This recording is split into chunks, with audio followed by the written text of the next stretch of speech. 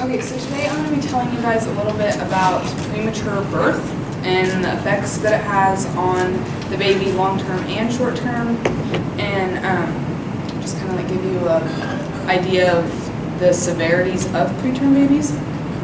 So each year there is an estimated 15 million babies that are born preterm every year, and as sad as it is, about 1 million of them die, and the number of premature babies is rising, and the percentage of babies born premature in the U.S. is 10%, so that's 1 in 10 babies born before 37 weeks, and 37 weeks is considered full term. You're about 8 months and 1 week pregnant then.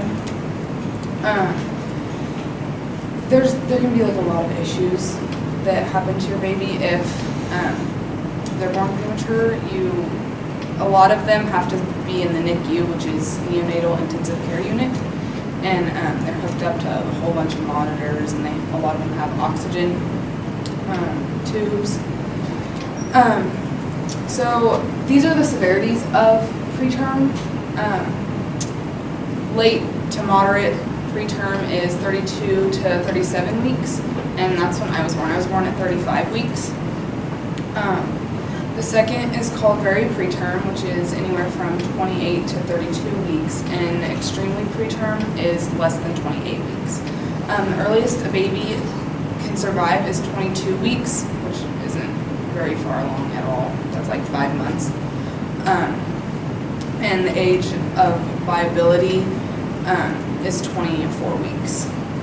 Now that you guys have a little bit of background knowledge on this, I'm going to put like a little bit of this into perspective for you. So there's about almost 20 of us, I guess. So if everyone in the class had at least one baby someday, 2 of them would be premature. I was born premature because my mom had preeclampsia, which is really high blood pressure, and she could have had a stroke. It was that high, and she was only 21. So she had to have an emergency C-section. After I was born, I had to stay in the NICU for about a week because I weighed 4 pounds, 7 ounces, and I couldn't keep my body temperature up. So I had to be in an incubator, and the only time that they could get me out was to feed me. My glucose levels were really low, which is my blood sugar. So they gave me glucose water, which is just sugar water, and I quit breathing. So then I had to be rushed to Topeka, and my mom, when they would feed me, they had to hold me, like, kind of, like they had to hold me, like, out weird, and they had to take like, all of my clothes off. I could only have a diaper on, and they had to hold my head funny and, like, keep messing with me, or I'd fall asleep because it just wore me out because I was so small. And the only time that they could hold me was to feed me because I got so tired and I wouldn't eat then, and I would only drink about 2 cc's. Well, that's what they wanted me to drink, but I wouldn't even usually drink that much, and I only had 30 minutes to drink that. So if I wouldn't drink a whole 2 cc's, which is like this much, they would put it through my G-tube, which went through my nose into my stomach, and that's how I got fed.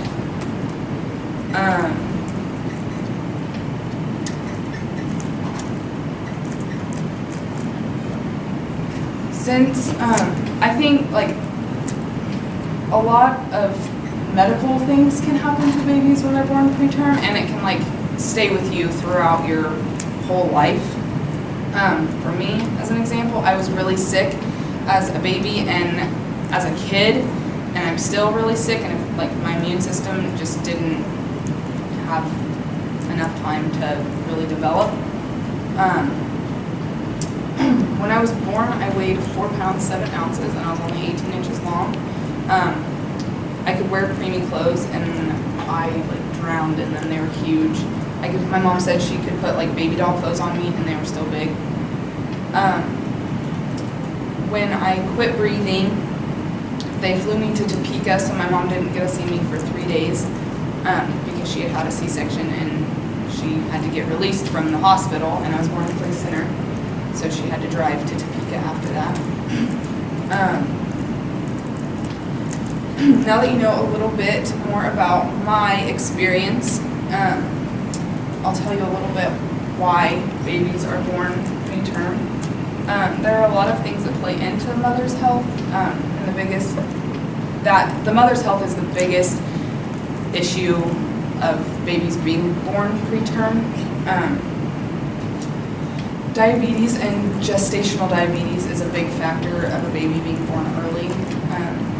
Also, another one is smoking and drinking during pregnancy. If the mother lives with a lot of stress, that can cause preterm labor, and your diet and weight can play a huge part in that too. Your age plays a really big role in this too.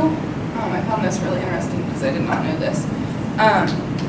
If you're 17 years or younger, you have a higher chance of having high blood pressure, and that can cause you to have your baby early, or if you're over the age of 35 because of health issues, since you're a little bit older, and just the age part plays into that. Babies are born preterm are at risk for serious health problems, like I said, that can be short-term, or they can even stay with you lifetime, like throughout your lifetime. My brother, he was born premature too. He was born at 36 weeks, and he has to wear glasses too because we didn't get enough oxygen when we were born. You can also be really jaundicey, and it can affect the brain, and you can have feeding difficulties. The most serious and most common issues seen in preterm babies are respiratory distress and immature brain development. Babies can be put on life support if their breathing is that serious. They can be put on ventilators, and that can later cause them to have asthma because they weren't breathing by themselves for the first however long. The brain is the last organ to mature in the baby, and the brain continues to grow and mature. But even at 35 weeks, the brain is only 2/3 of what it would be at 40 weeks, and 40 weeks is full time. The brain continues to grow and develop, but in an abnormal environment since it is not inside the womb. So I told you guys a little bit about the severity of preterm babies, touched base on my experience with being premature, and why babies are born premature has its effect on babies.